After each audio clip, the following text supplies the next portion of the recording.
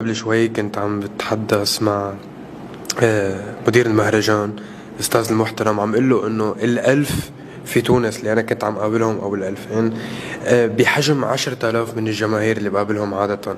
جمهور حافظ، محب، طاقته جميلة جدا.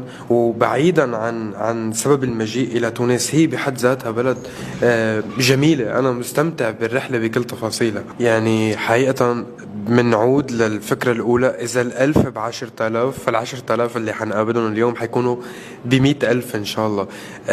شرف كتير كبير لإلي إني قابل 10,000 إنسان من الجمهور التونسي يلي جاي يسمعني ويحضرني، وأنا إن شاء الله رح أقدم له ليلة جميلة وطاقة حلوة، والحب يلي بنوزعه دائما للجمهور. إن شاء الله كونوا جاهزين، رح نغني لكم أحلى الأغاني ونعطيكم أحلى طاقة ونعمل ليلة من العمر إن شاء الله. حب وحنان قد الدنيا. كلمة الختام يقبرني ربكم.